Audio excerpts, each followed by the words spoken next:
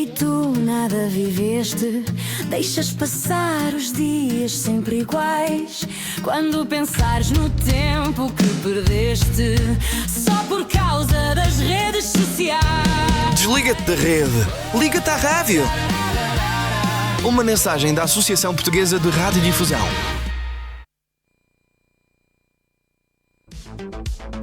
Boa tarde, bem-vindos à Revista da Semana, edição do dia 21 de novembro. O meu nome é Luís Matias e comigo estão Silvério Cunha e José Faustino para a edição desta semana, onde analisamos as notícias que marcaram os últimos dias. Vamos começar com a primeira notícia do qual vamos falar. Duas funcionárias de uma unidade de saúde familiar foram detidas pela Polícia Judiciária por inscrição fraudulenta de 10 mil imigrantes no SNS. Estas detenções surgem no âmbito da Operação Gambérria, que desde 2023 já teve 16 pessoas. Silvério Cunha, começam a desmantelar-se redes de apoio a imigrantes? Olha, boa tarde. Sim, este caso envolve, a meu ver, dois problemas que estão interligados, naturalmente, mas que devem ser analisados de forma, digamos, separada neste sentido. Primeiro, claro, estamos perante atividades criminosas, fraudulentas, etc. Portanto, estes casos fazem parte da ação normal das nossas polícias e do sistema de justiça, não é? Portanto, isso não é nada de novo nem de especial, que casos destes, infelizmente, acontecem muito. O que é diferente aqui é que estão, digamos assim, são já uma sequela, são um aproveitamento da situação que se põe com realmente o problema do controle da imigração e do controle, portanto, dos estrangeiros que estão em Portugal ilegalmente. Como se vê, pode acontecer perfeitamente, e nós já sabemos disso, já falámos disto aqui muitas vezes, e tem sido falado na comunicação social em geral.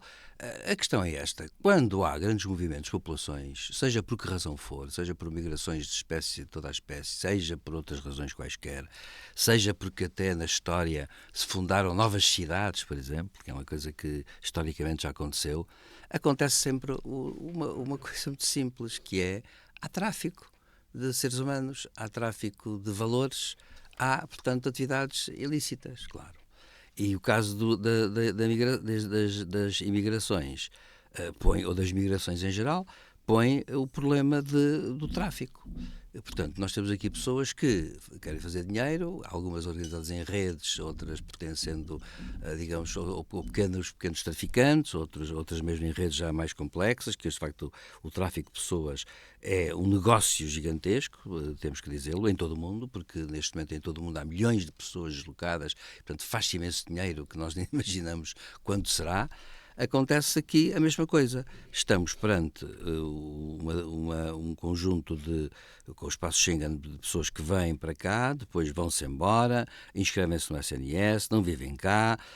Portanto, em suma e concluindo, nós estamos perante a necessidade de haver um controle da imigração, naturalmente a imigração que é necessária, devem ser pessoas bem tratadas, e para serem bem tratadas não se pode permitir que haja um descontrolo, porque do contrário estamos perante depois atos que são tráfico de pessoas, com más condições e infrações até aos direitos humanos.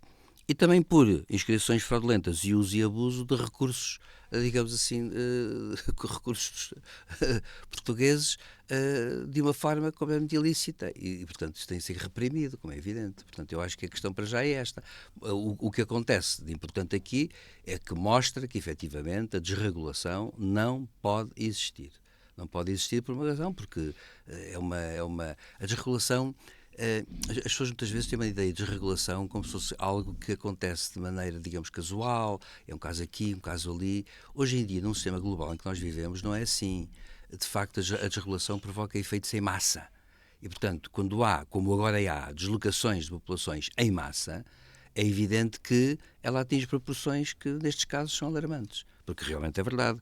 Quando 2 funcionárias já inscreveram 10 mil, ou cerca de, ou mais de, não interessa, 10 mil pessoas imigrantes do SNS, isto significa que só podem ter feito com uma base qualquer.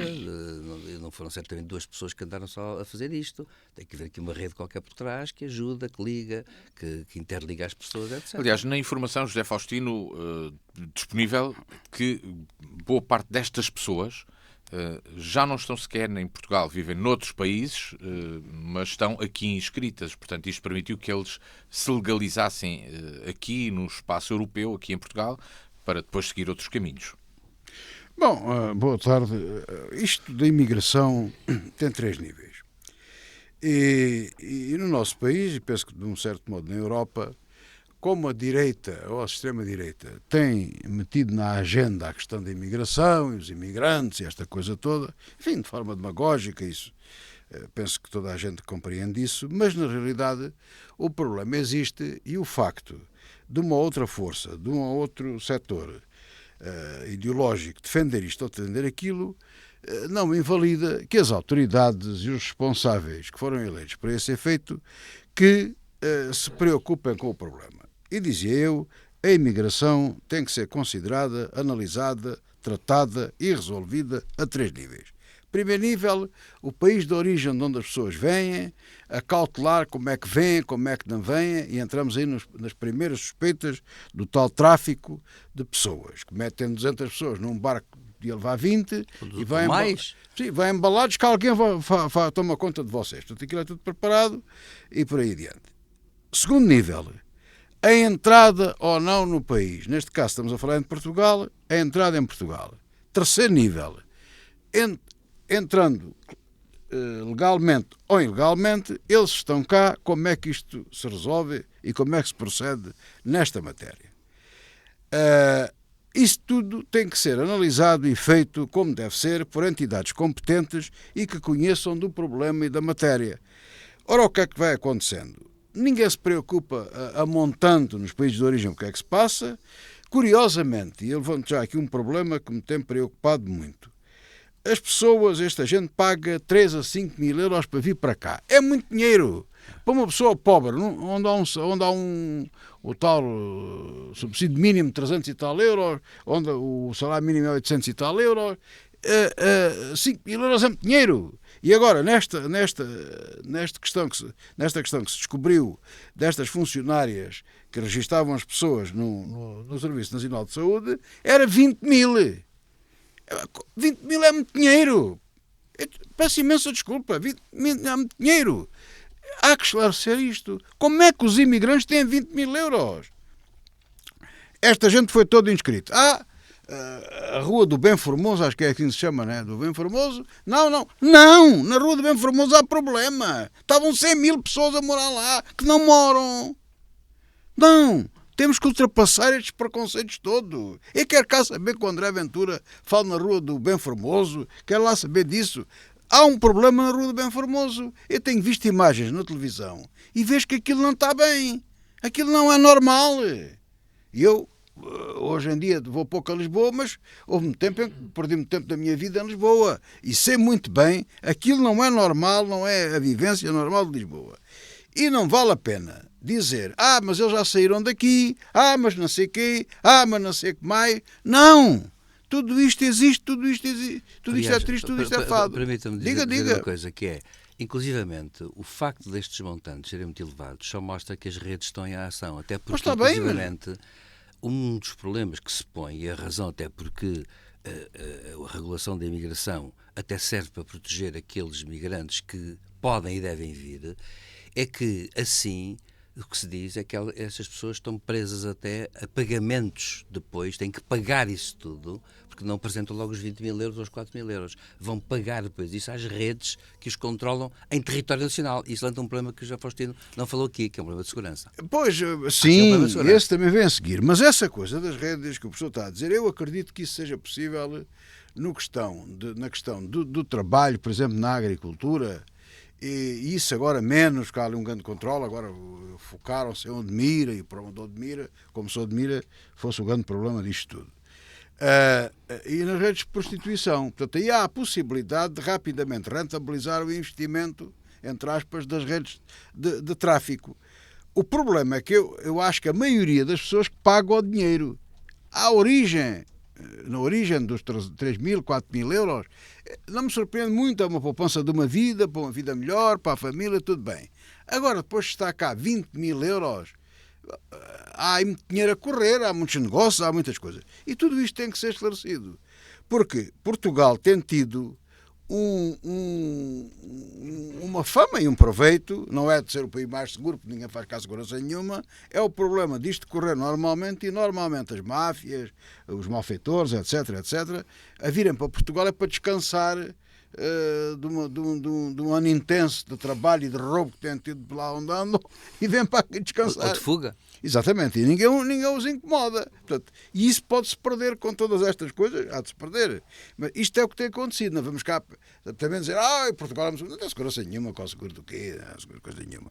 As pessoas, eles gostam disto justamente porque isto não há segurança nenhuma, é tudo gente de bons costumes, como se diz, embora alguns também sejam mais exaltados. Finalmente, a questão do SNS e dos serviços. Ora bem, com a burocracia que temos no nosso país, é natural, e só me admiro que não seja pior, de existirem todo este tipo de situações. Depois, há o problema de dizer que, afinal, os imigrantes vêm pagar as reformas dos que cá estão, e é muito importante o seu contributo. Bom, eu tenho-me debruçado um bocadinho sobre isso, e não é bem assim. A maior parte das pessoas ficam em Portugal porque, como já se disse, alguns vão embora, é um ponto de entrada, e normalmente ficam os mais velhos e vão descontar apenas, quando muito, 10 anos. E depois podem, com sorte, receber 20 anos de reforma. Portanto, não é tão linear como se diz. Claro, também não pode ser como diz o André Ventura, descontar ou não descontarem, se caírem no chão doentes, têm que ser tratados. Agora, tudo isto é complexo, mas também a coisa não, se correr mal, e corre mal com toda a gente, num país onde se tem que marcar as emergências, que é uma coisa espetacular, é o absurdo total, as coisas correm mal, naturalmente que sim. Bom, mas agora vem um indivíduo que muito bem, que acolhemos, que tratamos, tudo bem, vem pedir e queixar-se disto ou daquilo e pedir indenizações. Tudo isto está errado, tudo isto está mal feito, e é o que eu digo. Tudo isto é triste, tudo isto existe, tudo isto é fado. Destas detenções e desta notícia das detenções que aconteceram como dizia, numa unidade de saúde familiar, partimos para outro caso de polícia. A Polícia Judiciária fez buscas na TAP e na empresa de transportes Barraqueiro em causa do processo de privatização que aconteceu em 2015. É um processo que, pelo visto, ainda não tem fim à vista. Já foi falado várias vezes, mas a TAP continua a ser... a dar motivo para muitas notícias. Ainda por cima, neste momento em que se sabe que há 3 empresas que já manifestaram, 2 delas, pelo menos, já manifestaram interesse na privatização da TAP, isso agora que está na reta final, e hoje, há poucos minutos, falava-se de mais uma, da Qatar Airways. Silvério Cunha. Bom, essa questão da privatização, no final, eu isso, francamente, acho que é deixar a coisa andar e a Polícia Judiciária e o Ministério Público fazerem as suas investigações. Eu, sinceramente, sobre isso já falámos aqui muitas vezes nessa altura, o que é que aconteceu, o que é que teria acontecido, quem se meteu no assunto, quem não se meteu. Eu, sinceramente, acho que agora é deixar correr, digamos assim, enfim, o processo em si, as buscas e o processo de inquérito que, no fundo, está a existir neste momento ainda. Bom, agora, quanto à questão do interesse agora de várias empresas, ou melhor, de coligações, no fundo, quando se fala de Lufthansa, não é bem a Lufthansa, já são grupos que agrupam várias empresas, não é? A Air France e a Ibéria já pertencem, penso que é um grupo maior, etc. British Airways. E a Qatar Airways é dona desse grupo, Pois, 25%. Portanto, a Qatar é a grande acionista do grupo da British Airways e da Ibéria, sim. Está bem.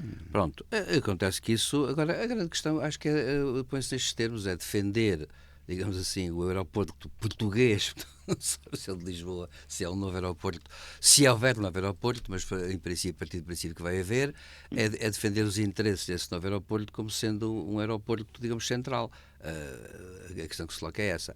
A questão de haver uma companhia de bandeira ou não, não sei. Eu acho que é um problema que é relativo por uma razão, porque o Estado português pode sempre, no que respeita à representação de Portugal junto da diáspora e junto de outros países, enfim, chave, o governo português pode negociar com a empresa que vier, digamos, contratos pelos quais essas coisas podem estar mais ou menos asseguradas.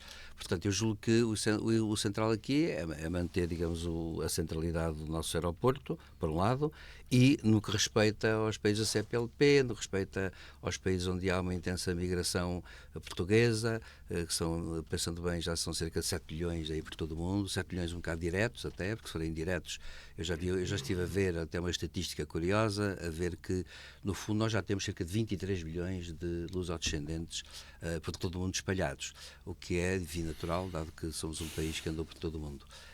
Mas 5, 6, 7 milhões são daqueles que podiam vir amanhã, descer amanhã no aeroporto e dizer assim, cá estamos para começar a vida em Portugal, não é? E, portanto, eu penso que aí a questão da privatização é tudo um problema de se negociar nessas condições, se negociar qualquer coisa, que naturalmente também terá que ser paga, quer dizer, evidentemente, mas a questão põe-se assim, a meu ver. Agora, é claro, estamos evidentemente a verificar que há aquela velha regra que o Schumpeter anunciou em 1950 para aí, que é a criação de grandes grupos, e efetivamente agora falam mais alto os grupos como os do Qatar, que têm muito dinheiro, e portanto agora obviamente isto é um bocado paradoxal, são pequenos países que têm muito dinheiro e que criaram grandes empresas e grandes blocos económicos que agora estão a dar cartas e que estão a competir com o tradicional europeu ou americano. E agora é assim, é isso que está a acontecer. José Faustino, a privatização da TAP, teve aquela experiência de 2015, continua a dar que falar.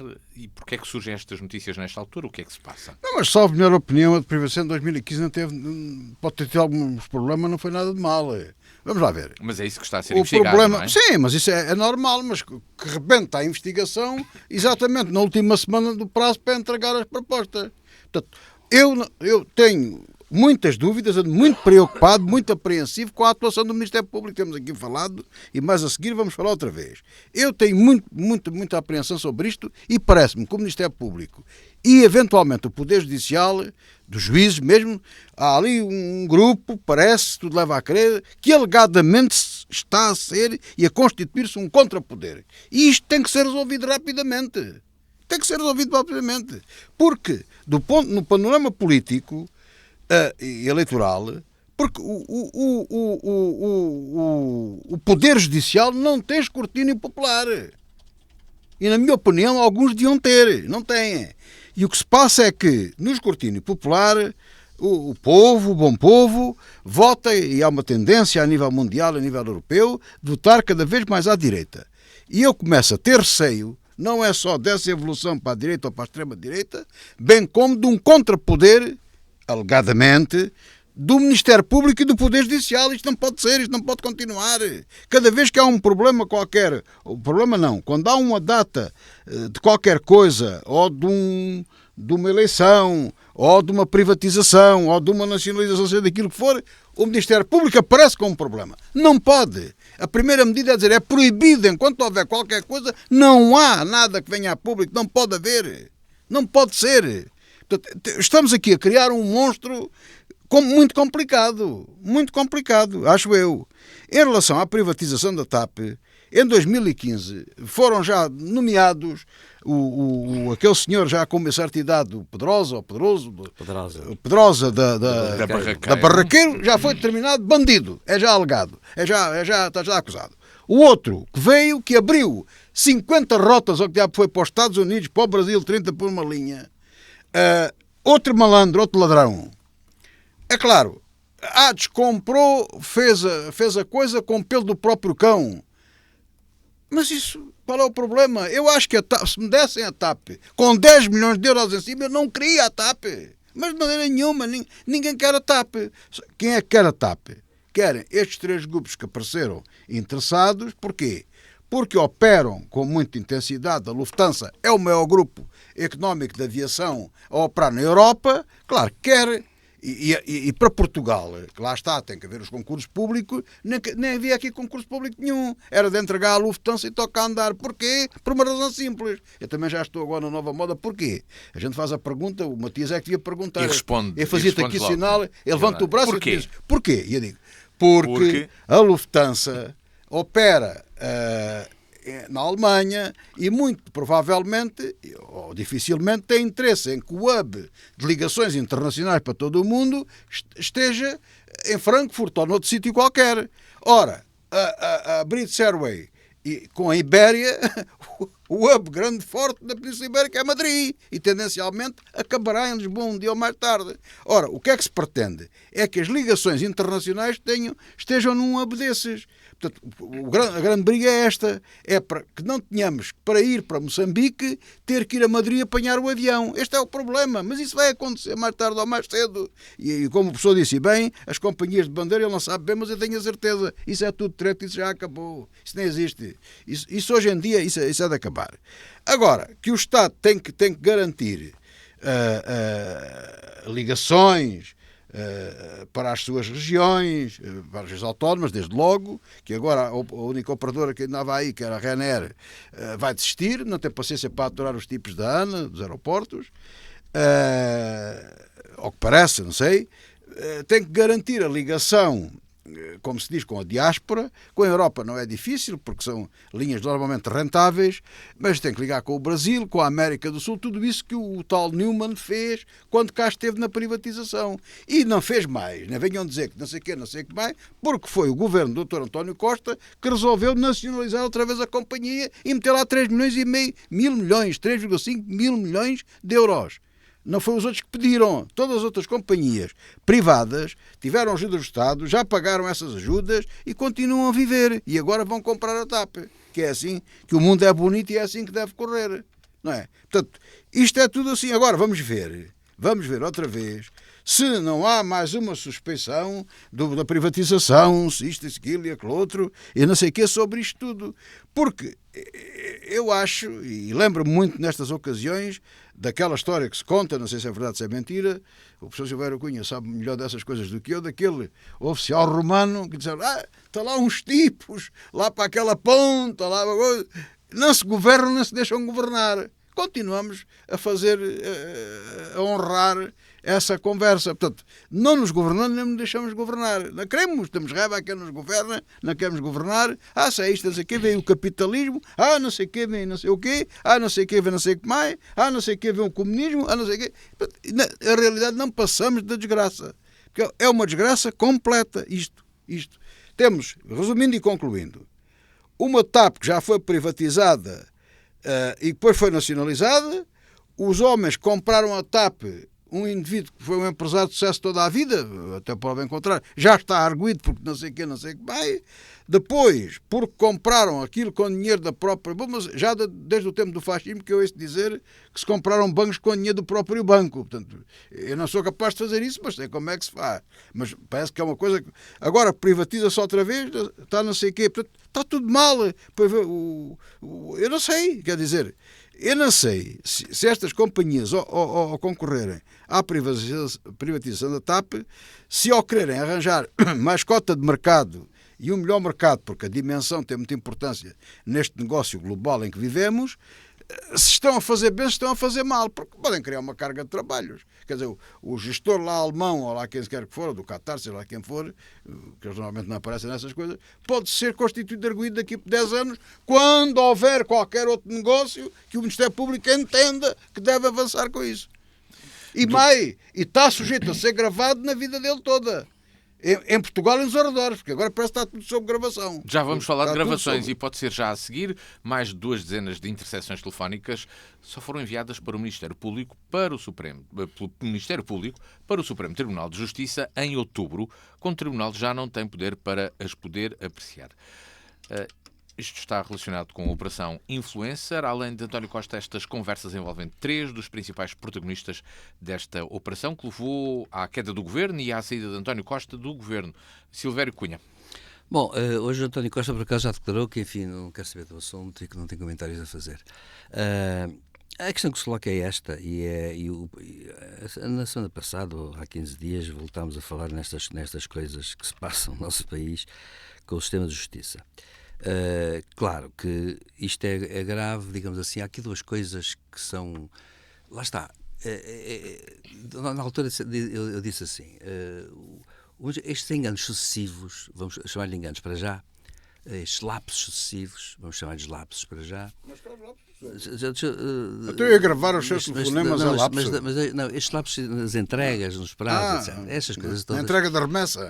Exatamente, tem um problema que é este. É que primeiro tem um problema que não respondem a uma questão central que é esta. Que é, mas então fazem-se estas coisas por que razão? Qual é a justificação? O problema do fundamento. Pronto, esse é um problema. Ora bem. O segundo problema é que, de facto, eles acabam por criar, são tantos os episódios que acaba por se desgastar a própria noção de que são lapsos. E é isto que eu acho que é curioso que está a acontecer. E os próprios atores envolvidos neste caso, o sistema de justiça, não está a perceber. É que quando começa a haver coisas destas a mais, elas voltam-se contra os seus autores. Neste momento, toda a gente desconfia de tudo e começa ninguém confia em nada ou em ninguém. Bom, é claro que o problema que se coloca, portanto, é este. É que este caso é grave porquê? No fundo escutaram-se, mas atenção, já aconteceu com ministros também, não é? Escutaram-se, andando desafio, por exemplo, pessoas. Para quê? Ninguém sabe para quê. Aqui escutaram-se e depois vai tudo para o Supremo, envolve um ex-primeiro-ministro, na altura primeiro-ministro, e para o Supremo Tribunal de Justiça. É admissível um lapso, por exemplo, um lapso que seja, é admissível? É o último caso e o último sítio onde pode haver lapsos. Ora bom, isto leva a um problema que depois é este, é que depois há um silêncio que se instala e um bocado inexplicável. Porquê? Porque mesmo as declarações que depois existem são declarações que na verdade são inócuas, ou seja, não são esclarecedoras. Podemos dizer assim, pronto, foi um grande lapso e a culpa e tem responsáveis. Então que apareçam os responsáveis. Ou então tem que haver um inquérito qualquer de outro tipo. Agora, o que é que nós estamos a assistir nos últimos tempos? A inquéritos sucessivos, inquéritos preventivos, administrativos, que é uma coisa que eu, por acaso, nunca... Eu não aprendi isso na faculdade, não sabia que havia esse tipo de inquéritos. Inquéritos preventivos deste tipo, que são de índole administrativa, que depois não se sabe, não tem conclusão, porque não tem que ter conclusão, porque também a figura em si é vaga e indeterminada. Portanto, quer dizer, quem faz. Se calhar tem que se levantar um inquérito à Universidade de Coimbra. Talvez. Não ensinou assim nem aos outros sobre essas coisas. Mas acontece... São coisas muito superiores ao nível da justiça. Portanto, nós estamos numa situação em que, por exemplo, ninguém dá bem conta. Por acaso, houve já pessoas que falaram hoje na televisão, ou ontem, que falaram no assunto, e falaram sobre isto. Disseram o seguinte, então, neste momento já estamos perante uma situação em que o Supremo Tribunal de Justiça diz que já não, cumprindo a lei, não tem jurisdição sobre o assunto. Ora, se o Supremo Tribunal não tem... Então quem é que tem? Exatamente. Então, quer dizer, é o assunto que vai quê? Vai para o caixote de lixo, vai para a máquina que destrói papel, ou vai para uma coisa qualquer que desgrava. Quer dizer, isto ao mesmo tempo levanta um problema de insegurança e instala-se uma profunda insegurança e incerteza na população em geral e na sociedade em geral. Porquê? Porque ninguém sabe o que é que está a acontecer. Mas ninguém sabe até se nós não somos escutados todos os dias, 24 horas por dia, porque já sabemos que até hoje os telemóveis nos ouvem e respondem. E nos respondem. Aliás, devo dizer, ouvem-nos também. E devo dizer uma coisa, eu já tive uma experiência dessas, devo dizer, aconteceu isso, devo dizer, desde a semana passada. Foi a primeira vez que me aconteceu. Mas procura e há... Não, há umas coisas que é as caixas de Faraday que o senhor pode comprar, mete o telemóvel lá dentro, sim, claro. E acabou. Mas eu estava efetivamente tinha falado de um assunto com uma pessoa ao telefone e acontece que de repente desliguei a chamada e de repente o meu tablet que estava ao lado desata uma voz a dar-me conselhos sobre assuntos que têm a ver com aquilo. Portanto, foi uma palavra, com aquilo com uma palavra que foi dita, era uma coisa inócua, no fundo eram negócios que se propunham e tal. Ora bom, acontece que isso já me aconteceu. Eu tinha a 1 metro de distância. E eu, aliás, eu até nem tinha desligado, eu estava ainda a falar com essa pessoa e até-lhe disse assim: olha, afinal estávamos a ser ouvidos, ora, eu vou pôr aqui o telefone, porque estava o meu tablet a falar comigo. E eu então pus o meu telemóvel junto para a outra pessoa ouvir o que estava a dizer o meu tablet sobre o assunto. Isto é uma coisa espantosa que realmente mostra que nós podemos escutar todas as razões, porque nós permitimos tudo também, é verdade seja, consentimos muita coisa, só também não podemos ver nada. E o que está a acontecer agora neste caso concreto é que é mais grave, porque são os poderes do Estado. Portanto, os poderes do Estado têm realmente grande responsabilidade. E eu terminava dizendo isto. De facto, uma vez mais, penso aqui uma questão que é esta. O Procurador-Geral da República tem que dizer qualquer coisa ou tem que ser chamado pelo Presidente da República para uma conversa. Tem que haver aqui qualquer coisa desse tipo, uma coisa solene. E mais, a Sra. Ministra da Justiça hoje também disse uma coisa que foi imprudente, porque ela foi muito prudente, mas não sei, muito prudente, foi imprudente porque demonstrou a ser incapaz de ver o problema. Claro. Puseram-lhe a questão e ela diz: bom, eu estou a ver o caso atentamente e prometo que vou seguir o caso atentamente, mas a verdade é esta, ela não vai seguir o caso atentamente nenhum porque ela também não pode interferir em nada, portanto não tem sentido. Aliás, a pergunta foi disparatada. Só que eu penso que a Ministra respondeu isto porque, como é Ministra da Justiça, o público acha que ela tem a ver com algo que tem a ver com isto. Mas, na verdade, e para terminar, só para dizer o seguinte: portanto, estamos numa situação que desta vez é como das outras vezes, é tão grave como das outras vezes, só que desta vez atingiu mesmo o cume. Portanto, o Sr. Procurador-Geral tem que dizer qualquer coisa. Ou tem que ser convocado pelo Sr. Presidente da República para uma conversa sobre o assunto. O Presidente da República, isto tem que ser, e pelo menos os órgãos de comunicação social têm que saber disso. E o Sr. Presidente da República arrisca-se naturalmente depois disso a que lhe perguntem na rua, quando ele sai tanto, perguntem assim: olha, o que é que se passou, que conversa foi, e ele dirá o que entender. Mas alguém tem que assumir uma certa responsabilidade. É um bocado dramático, e hoje fiquei assim achei um bocado surreal, o Supremo Tribunal de Justiça dizer que já não pode fazer nada. Então não pode fazer nada, quer dizer, se o Supremo não pode fazer nada, então não sei quem pode. Talvez o super-homem. José Faustino, o que é que neste caso, o que é que se está a passar? Isto vai ao encontro do que há pouco falavas, também de achares que na Justiça está a criar-se um contrapoder? Eu acho que sim. Se estou enganado, não sei, mas eu já agora, sobre escutas telefónicas, aqui um conselho para o professor Silvério Cunha e para toda a gente. Eu, como o senhor também tinha, já tínhamos capacidade para pensar e para nos orientarmos no antigo regime. E como eu era do reviralho, eu e muita gente, que não me estará a ouvir, muitos meus amigos e gente dessa época, felizmente não éramos muitos, mas havia alguns que eram do reviralho, quer dizer, aqueles que eram contra o regime. E contra o regime, a PIDE ia detectando isso, não é? Eu não vou para aqui dizer que fui perseguido para a PIDE e fui torturado e nada disso, não é nada disso, houve que infelizmente fosse. Mas há uma coisa que eu me habituei desde essa altura, e hoje, veja, passado estes anos, já passaram 50 e tal anos depois disto, habituei-me sempre a que conversas importantes não as faço por telefone. E até mesmo se eles me ouvirem ou me filmarem, dificilmente me apanham. Mas talvez apanhe, mas com alguma... Eu não falo nada aqui. Eu sou um rapaz bem comportado, há que dizê-lo. Mas todos temos, às vezes, coisas, eventualmente, de menos, enfim, de menos puritanismo, etc, etc. Seja como for, eu tenho sempre um cuidado extremo, sempre tive, já nos telefones analógicos. Quando falava ao telefone, partia sempre do princípio que havia pelo menos 200 pessoas a ouvirem-me. E ainda hoje tenho esse princípio, fui criado assim. Pronto, naquele tempo era a PIDE que nos ouvia. E os telefones não eram o que são hoje, não havia telemóvel, não havia nada disso. Mas partia sempre do princípio que alguém estava a ouvir a conversa. E eu hoje continuo a partir do mesmo princípio. Não é a primeira vez que aqui digo isto, volto a repetir isto. As pessoas que pensam o seguinte: bem, a identidade, possam pregoar sabonetes nos tablets, lá essas coisas todas, tudo bem. Agora, cuidado com as coisas essenciais que dizem da vida. Não é porque elas tenham mal nenhum, não é porque sejam criminosas, nada disso. Mas muito cuidado, partam do princípio que tudo o que estão a trabalhar nos computadores, na internet, no nos smartphones, nas smart TVs, em tudo, partam do princípio que estão 50 pessoas a verem e a ouvir. Partam desse princípio. O comando da televisão tem um microfone também. Pronto, tem tudo, está tudo cheio de microfones por todo o lado. E como digo, como me lembro disso da física, no meu tempo estudava-se essas coisas, o professor é desse tempo, lembra-se, havia as gaiolas de Faraday, que era a influência eletromagnética ali não se verifica, e de facto há bolsas, para espanto meu, fui ver, digo, mas não há, porque na minha cultura de filmes e de séries, o que é que acontecia? Seguro, era pregar com o telemóvel dentro de um copo de água, acabou-se. Ou dentro de um sítio com água, mas isto estraga o telemóvel, que é uma chatice.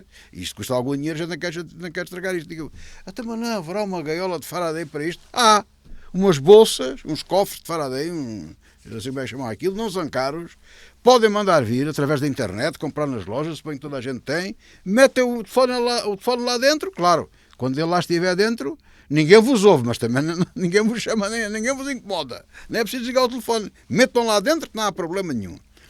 Eu não estou a falar como expert da matéria, não tenho nenhuma caixa de Faraday, ainda não tive vagar para comprar.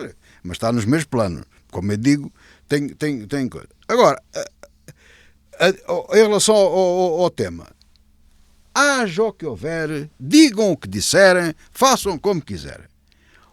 Goste-se, não se goste, a política seja boa, a política seja má, há sempre uma legitimidade democrática popular.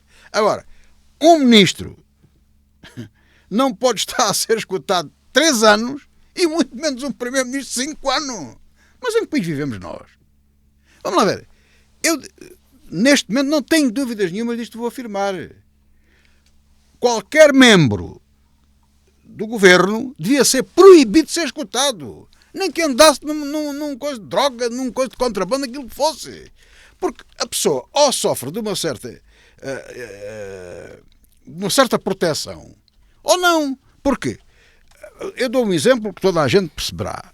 O nosso amigo Trump, há alguém que tira mais partido de fazer negócio e tira por uma linha. Agora, eu não acredito que a CIA ou lá os serviços secretos estejam a ouvir o Trump. Se calhar até estão com a autorização dele. Não haja ali qualquer coisa para ele detectar outras gravações, que haja qualquer outra coisa. Não sei, mas não pode ouvir. Ele, de certeza, toma precauções. Quer dizer, como é que o primeiro-ministro de Portugal, chame-se ele António Costa, Montenegro, Cavaco Silva, Sócrates, seja quem for, não pode ser escutado, ponto. Não pode haver nenhum ministro que autorize escutas ao Presidente da República, ao Primeiro-Ministro, aos membros do Governo e tem dúvidas em relação aos deputados. Aos membros do Conselho de Estado, por exemplo. Membros do Conselho de Estado, etc. Mas isto é o quê? Como dizia o outro, o que é isto? O que é isto? Este é um ponto muito simples. Eu acho que basta, chega... tiveram sorte no nome que arranjaram, já chega, não. Mas, de facto, alguém tem que pôr um ponto de ordem nisto. E porque a preocupação, ainda bem que a boca me fugiu para a verdade, o partido Chega, com toda a legitimidade ou com menos legitimidade, não sei, defende um outro sistema, ainda não percebi se é democrático, se não é, algumas melhorias na democracia, seja como for, é um regime mais rigoroso, mais opressor, perto talvez do totalitarismo. Não sei se estou a dizer bem, se estou a dizer mal. É gravíssimo que o caminho preparado, feito por aqueles que defendem a democracia liberal, que prepararam para o Poder Judicial, especialmente para o Ministério Público, que se possa conjugar numa operação e numa mistura explosiva com um partido ou um poder de extrema-direita que defende esse tipo de situações. Isto é uma mistura explosiva e perigosíssima. Salve melhor opinião. Deste caso passamos para um outro, mas a nível local. As obras do novo hospital têm um desvio de 58% do valor relativamente ao orçamentado em 2008. Esta quantidade, esta percentagem, foi revelada pela Ministra da Saúde, que esteve aqui em Évora a visitar as obras e também a reunir-se pela primeira vez com a nova administração do hospital, porque a anterior estava demissionária desde fevereiro de 2025 por desentendimento sobre a responsabilidade na construção do novo hospital, precisamente. Silvério Cunha, há agora também mais um adiamento para abertura em 2027, sendo que a Ministra diz que é mesmo necessário que o hospital funcione, porque a população necessita. Mas há muita coisa que ainda continua por resolver. Por exemplo, a relação com a Câmara, as expropriações e as acessibilidades. Numa obra que não tinha projeto de eletricidade. Pois, a ministra dizer que o hospital já tem um orçamento, uma derrapagem de 58%, e dizer que até o valor vai ser maior, é para manter a tradição portuguesa. A tradição portuguesa é esta. É de que as coisas são feitas para ser assim e elas são invariavelmente assado. Portanto, isso faz parte, digamos assim, da nossa tradição e e isso já se normalizou. A própria ministra diz isto com tranquilidade, mas diz que depois, enfim, sei lá, não anunciou. Será que está a haver algum... Será que as entidades também competentes não fazem inspeções? É nada? Bom, essa é uma questão que se coloca. A outra... É claro, a ministra tem razão quando diz que o hospital tem que abrir mesmo, porque vai ser um hospital no fundo central, não é? E portanto vai ter que abrir mesmo, faz muita falta aqui na região toda. E não é só a região aqui de Évora, é a região toda, é o Alentejo, inclusivamente ultrapassando talvez mesmo até essa área geográfica. Portanto, eu julgo que isso vai ser assim. Agora, naturalmente tem que haver com as entidades competentes locais, tem que haver, evidentemente, aqui uma maneira expedita de resolver questões que, a continuarem, vão atrasar e não vai ser em 27, vai ser talvez em 37, que nós ainda estaremos a falar de um novo hospital para o Alentejo. Estou a brincar, a gracejar, mas que é uma coisa séria, porque, na realidade, a questão da burocracia e do recorte das entidades, das competências das entidades que intervêm nestes processos, está, digamos assim, é sempre... eu tenho a sensação, eu não percebo nada do assunto, nunca estive metido nisso, mas tenho a sensação de que há sempre complicações que derivam de poderes, de recortes de territórios de poder administrativo, de poder... E depois também há uma certa inércia, claro, há uma certa inércia, no nosso país há uma grande inércia do ponto de vista também administrativo e de funcionamento das coisas. E por isso eu julgo que tem que haver, obviamente, tem que ser expedito, porque de 27... Eu iria dizer assim, com aquilo que o Matias agora acabou de dizer, há coisas que não estão sequer pensadas, não foram feitas, há coisas que não estão sequer ainda planeadas, eu duvido que até em 27, bem, podemos dizer que pode abrir no dia 31 de dezembro de 27, mas eu duvido que até isso possa acontecer, muito francamente, porque para estas obras é evidente que as coisas são mais complicadas do que parecem. E demora muito tempo também, por definição. Nós não vivemos e não somos um país como a China, que só preciso fazer um hospital em 30 dias, mas acontece que, enfim, à custa também de outro tipo de restrições e constrangimentos, mas seja como for, eu acho que a ministra fez bem em prometer isto. E de certa forma, ela com isso também dá um safanão, dizendo assim, bom, a situação é esta, portanto grave, que está a acontecer, e tem que abrir mesmo. Portanto, eu acho que é importante que ela tenha dito isto politicamente. Pronto, isso é verdade. Agora, o fundamental é que agora isto seja executado no terreno, isso é que é a complicação. José Faustino, a ministra trouxe mais alguma novidade nesta visita? O que é que dizes sobre este? O que eu digo é que a ministra não devia ter ido. A ministra não percebe nada de obras. Nada. Deixem lá fazer as obras a quem percebe das obras, os engenheiros civis e essa gente toda que sabe fazer obras. Vamos lá ver. O problema aqui, o professor Silveira Cunha disse, há aqui qualquer coisa que se passa, não sei o quê, que sempre resvala sempre. Das duas, uma. Ou a obra é muito cara sempre, ou alguém a roubar, ou o orçamento está mal feito. Ninguém põe essa hipótese, pois é essa que eu ponho. Essa é a primeira hipótese. Aqui neste caso houve 3 acontecimentos, são apontados. Um atraso, porque a obra estava prevista em 2008 e não começou nessa altura, e estava orçamentada nessa altura, quando começou os preços de materiais mais caros. Também não foi adjudicada por um empreiteiro por um determinado valor. Posteriormente, a 2008, não é? Só havendo revisão de preços, não é? E, posteriormente, a questão da guerra na Ucrânia, que fez disparar os preços dos materiais. Vamos lá ver, fez disparar, mas não é nada do outro mundo, isso quer dizer, isso é tudo conversas, agora a guerra... São as informações que estou... Está bem, as informações servem tudo. O problema, eu vou dizer a história, vou contar a história como parece que ela acontece aqui e nos outros sítios. Em primeiro lugar, os orçamentistas não têm uma total liberdade para preparar as tabelas e os preços de tudo, porque há sempre um constrangimento e aperto e tal, e coisa. Pronto. E aquilo, as tabelas nunca são bem atualizadas, é sempre um problema. E os orçamentos é muito simples, são 20 metros quadrados ou metros cúbicos de betão, atinge cada metro, dá X, Isso é para somar e dá o custo da obra. Normalmente derrapa, todas as obras derrapam. E derrapam desde logo, elas até estão previstas, portanto não é nada do outro mundo, tem que esclarecer às pessoas. Não se pode andar a dizer às pessoas que os médicos tarefeiros ganham 25, os do quadro ganham 25 a hora e os outros ganham 35. É mentira! Os de 25 ganham mesmo 35 porque aquilo vai às folhas de desconto do salário e pagam os descontos que os outros não pagam. Portanto, é mentira. Tem que se começar a falar a verdade neste país. E eu estou farto de ouvir mentiras o dia todo na comunicação social. Já agora, queria que a nossa rádio também não entrasse nisso e tentamos evitar, como é bom de ver. Vamos lá ver.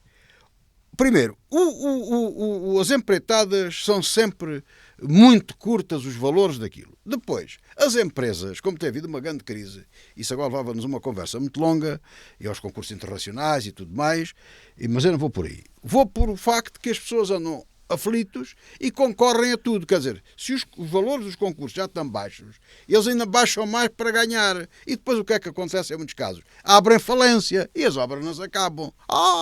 Que problema! Aparecem todos sempre nesta conversa, estou farto de usar. Depois há outras circunstâncias. Para as pessoas perceberem, coisas que têm num edifício fundações, infraestruturas que têm que se privá-las. Ninguém sabe o que é que está debaixo do terreno. Quer dizer, fica muito caro fazer sondagens e tudo isso para saber o que é que lá está e ter a certeza absoluta. E depois está previsto que é a xisca de metros cúbicos escavado se for terra mole. Se for terra mais rija é outro preço. Se houver pedra, pior. E se for granito, então é um problema. Portanto, isso tem que haver revisão de preços, como é evidente, faz parte da fiscalização. Portanto, a conversa dos 58 ou dos 38, para mim, zero. Isso não vale nada. Estou farto dessa conversa para todos os efeitos.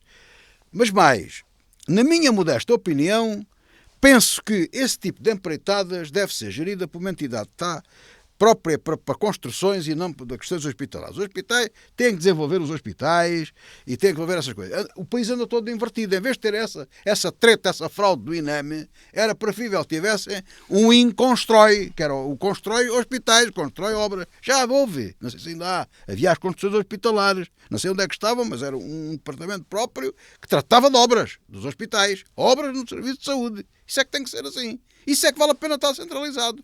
Porque hospitais desta envergadura não se fazem em todas as freguesias. Isso vale a pena. Sim, senhor. Se consegue talvez uma economia de escala. Depois vê um problema das infraestruturas. Eu faço uma coisa, o outro faz outra. Mas este povo tão pequeno, que ainda querem regionalização, que é para aumentar a confusão, não se entendem. Não se entendem. Eu não ouço falar. Ou fala-se pouco.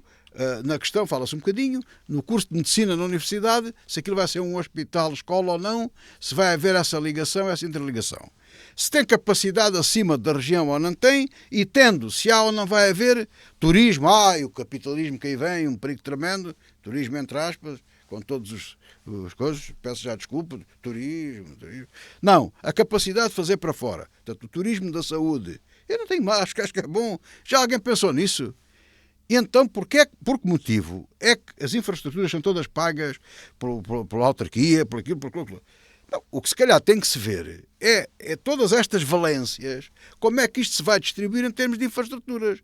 Lá nos outros países mais liberais, nos Estados Unidos, etc, etc. Quando se faz um centro comercial, é o empreendedor do centro comercial que paga as infraestruturas e todos os acessos, até os autocarros ele paga. É assim que isto funciona.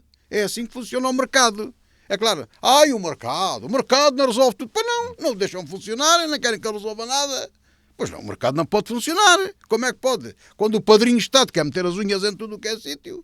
É um problema. E, portanto, é natural que isto resvale e torne a resvalar. O que já não é natural é andarmos há 50 anos em democracia a administrar mal os dinheiros públicos e a coisa pública. Isso é que não é o lugar. Do Hospital de Évora passamos rapidamente pela Casa Branca com Ronaldo, que integrou a comitiva saudita aos Estados Unidos e encontrou-se com Trump na Casa Branca, Silvério Cunha. Isto causou alguns comentários sociais sobre esta presença.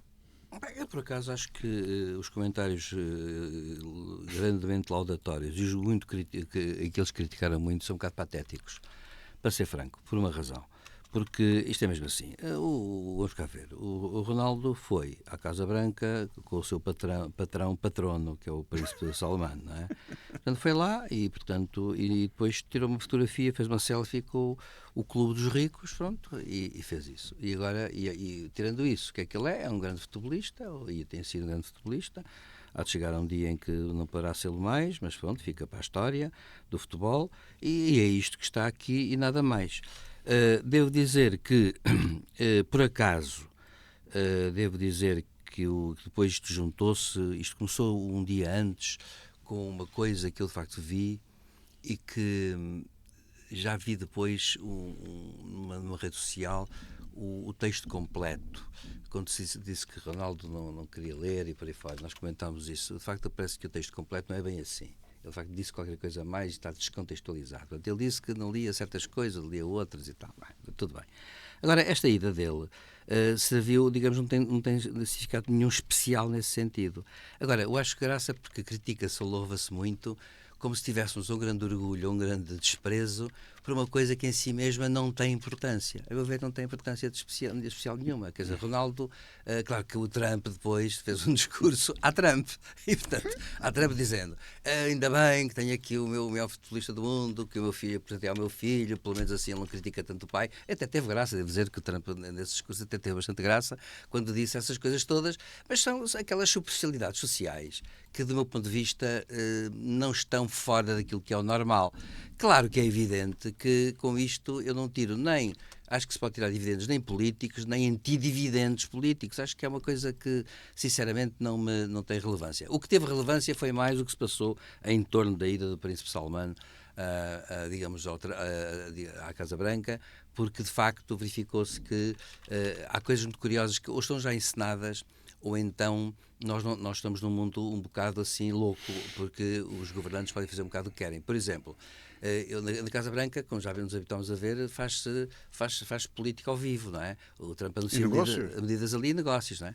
E inadamente o Trump volta-se para o Príncipe Salman e diz assim, então, e diz aos jornalistas que a Sua Majestade vai fazer investimentos, olha, de 600 mil milhões e tal. Mas que eu gostaria.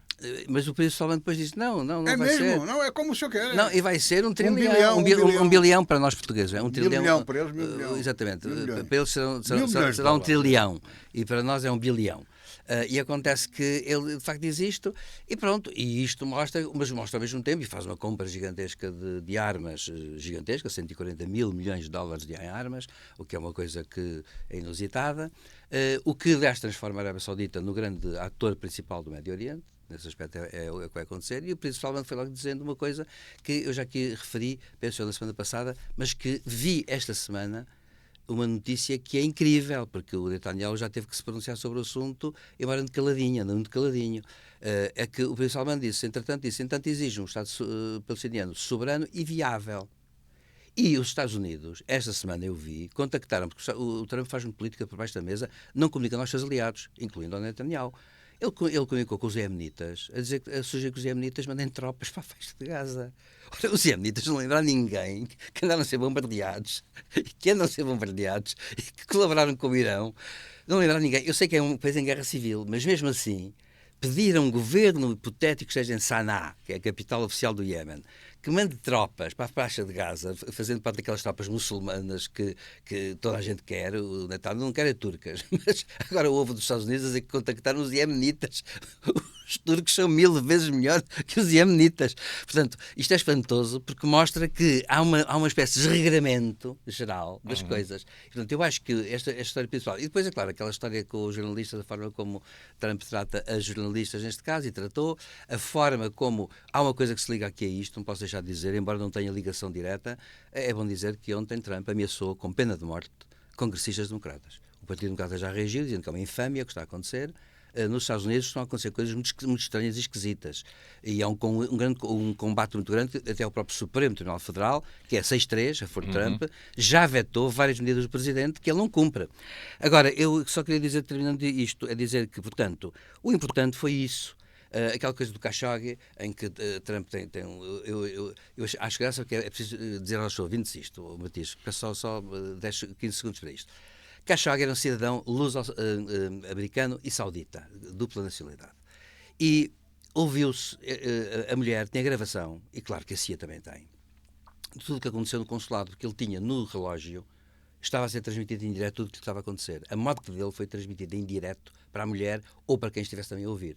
E a mulher entregou essas gravações, gostava de ouvir, porque ele sabia que podia acontecer alguma coisa de mal. Khashoggi era um jornalista pertencente à elite saudita, com relações com a família real. Só que tornou-se um jornalista muito independente, disse coisas que não devia, tinha uma certa liberdade, abusou, e Salman terá mandado executar. Foi esquartejado, como se sabe, os serviços secretos turcos filmaram tudo cá fora, até filmaram os sacos que transportavam o corpo dele, respeitaram a imunidade diplomática, mas revelaram isso ao mundo. E até se viu os filmes, que eles puseram cá fora, o governo turco pôs cá fora os filmes. Entretanto, a CIA fez o seu inquérito e a CIA oficialmente assume que foi o Príncipe Salman. Mas depois aconteceu uma coisa que as pessoas já se esqueceram. É que o Príncipe Salman, num dado momento, confrontado com a situação, disse: bom, vamos ver o que aconteceu. Eu não andei a mandar ninguém, mas há uns responsáveis aí que são os descuidados. E então encontrou vários agentes dos serviços secretos sauditas que ele achou culpados. E eles foram punidos, uns com penas de prisão e outros condenados à morte. Entretanto, 3 meses depois, o Príncipe Salman indultou toda essa gente.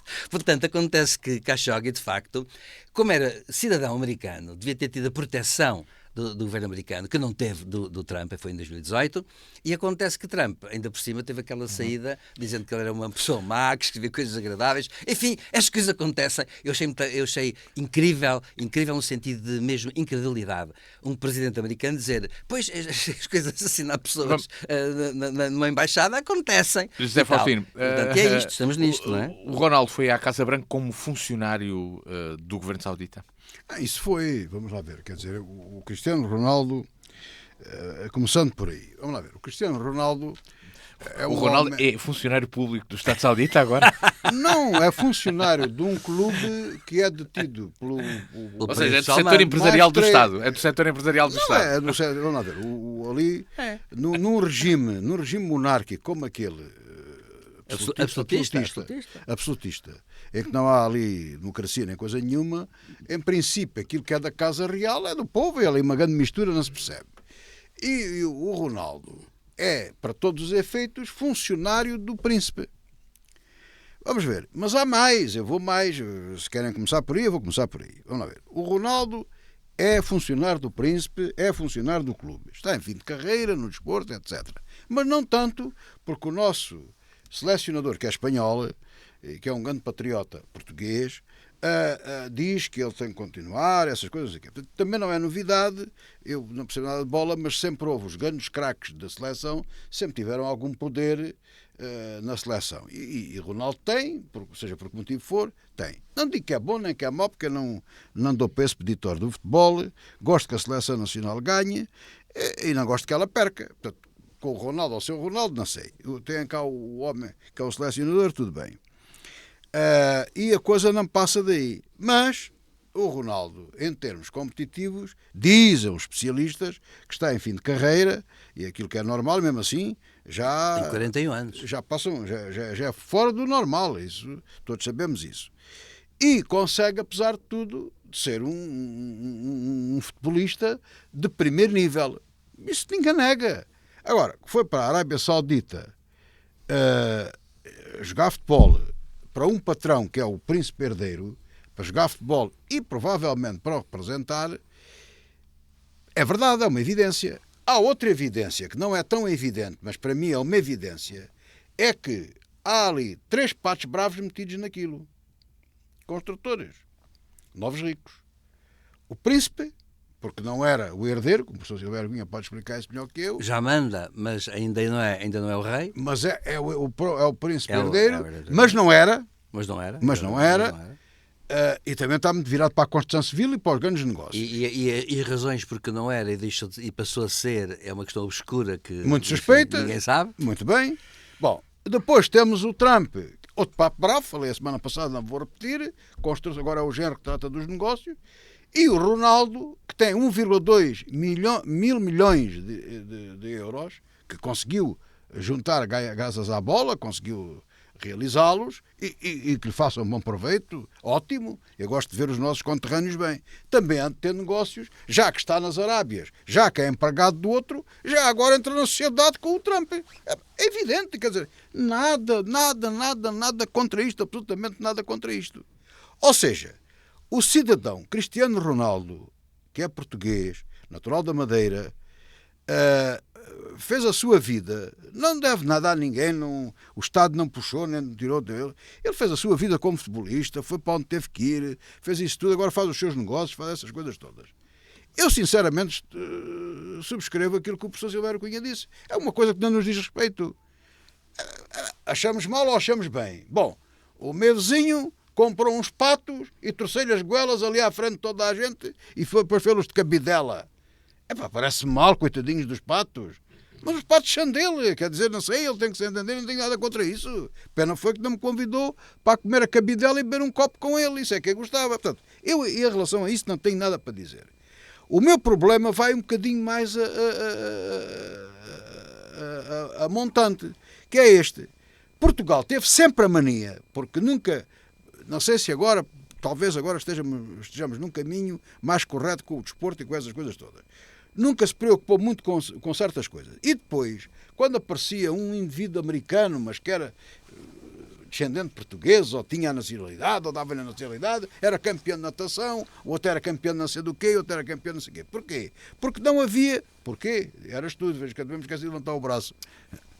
Porquê? Ora, porquê que isso acontecia, Zé Faustino? Porque nunca tivemos esses campeões, porque não calculámos as coisas. E então o que é que fazíamos?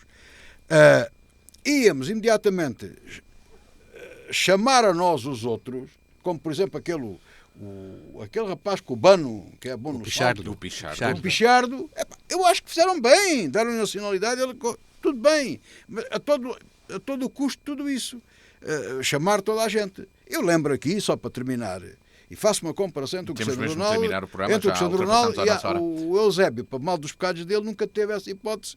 O Salazar não era que o proibisse, não achava bem. Dizia que o nosso, não sei o quê. E a Amália também nunca quis ir para lado nenhum. Mas a Amália Rodrigues, que é uma pessoa que tem uma voz, a gente ouve ainda ela a cantar, é uma coisa extraordinária, é uma coisa, nem vale a pena, toda a gente sabe isso. Mas a Amália Rodrigues era uma pessoa como outra pessoa qualquer, com uma diferença. Cantava muito bem, era uma pessoa dedicada para o fado, nossa música tradicional, cantava muito bem.